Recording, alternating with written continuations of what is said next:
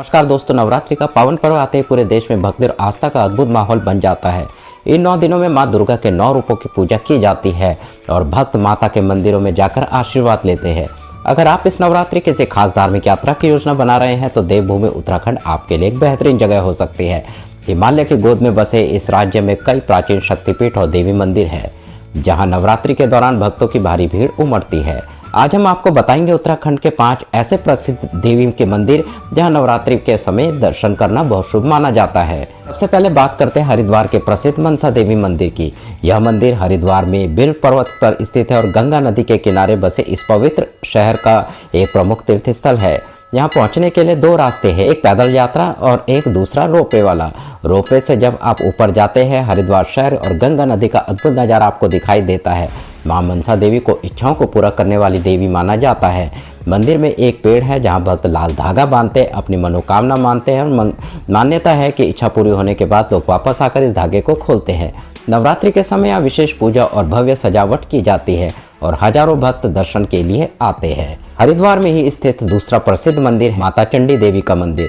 यह मंदिर नील पर्वत पर स्थित है और यहाँ तक पहुँचने के लिए रोपवे की सुविधा उपलब्ध है। पौराणिक कथा के अनुसार इसी स्थान पर मां चंडी देवी ने राक्षस चंड और मुंड का वध किया था, इसीलिए इस मंदिर का नाम चंडी देवी पड़ा। कहा जाता है कि इस मंदिर की स्थापना आदि गुरु शंकराचार्य जी ने लगभग 8वीं शताब्दी में करवाई थी।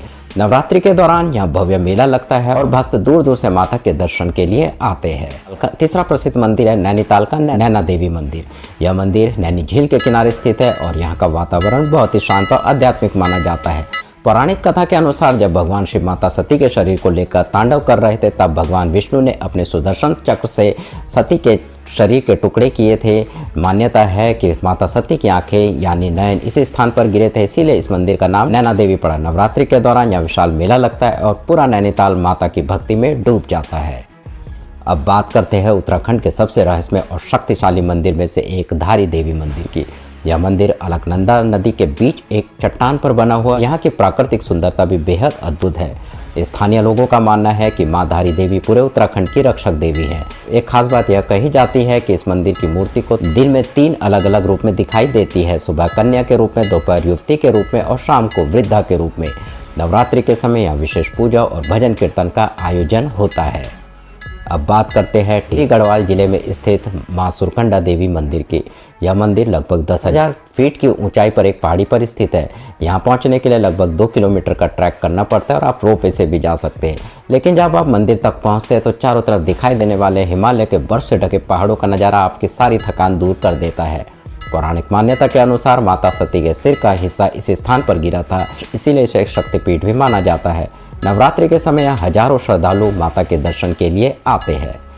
तो दोस्तों, अगर आप इस नवरात्रि किसी धार्मिक यात्रा का प्लान बना रहे हैं तो उत्तराखंड के देवी मंदिर आपकी यात्रा को और भी पवित्र बना सकते हैं।